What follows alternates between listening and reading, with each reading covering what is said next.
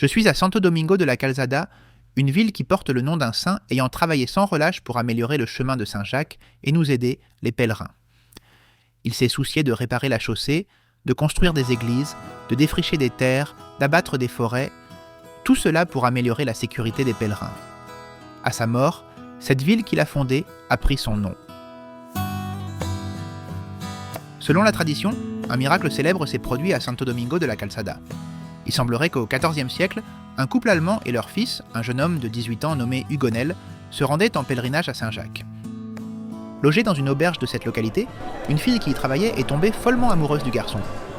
Le jeune homme a rejeté les avances sensuelles de la jeune fille et celle-ci, vexée par son échec, a décidé de se venger.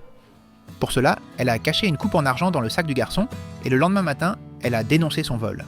Lorsque les autorités l'ont fouillé, elles ont trouvé la coupe, l'ont reconnu coupable et l'ont condamné à la pendaison, une sentence qui a été exécutée immédiatement. Les parents affligés, qui n'ont rien pu faire pour empêcher une telle fin, ont décidé de continuer leur pèlerinage. Mais en allant faire leurs adieux au corps de leur fils, ils ont constaté qu'il était encore en vie.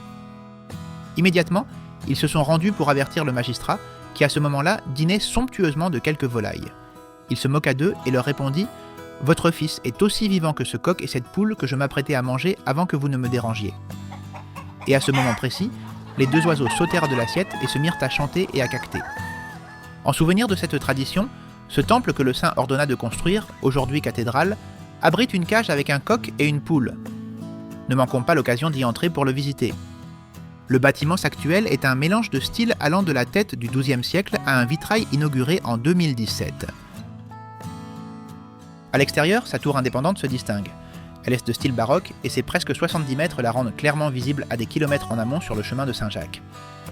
La localité se distingue également par ses murailles médiévales, conservées sur de larges sections, le couvent de Saint-François, aujourd'hui utilisé à diverses fins, y compris comme parador, et l'abbaye cistercienne où les pèlerins sont accueillis. Dans la même rue principale, un centre moderne d'interprétation du chemin de Saint-Jacques a été aménagé. Enfin, nous devons mentionner la confrérie du Saint. C'est une institution fondée par saint Dominique lui-même. En 1960, à une époque où il n'y avait pas encore de pèlerins sur le chemin de Saint-Jacques, l'institution a acheté ce bâtiment du XVIe siècle pour accueillir les pèlerins.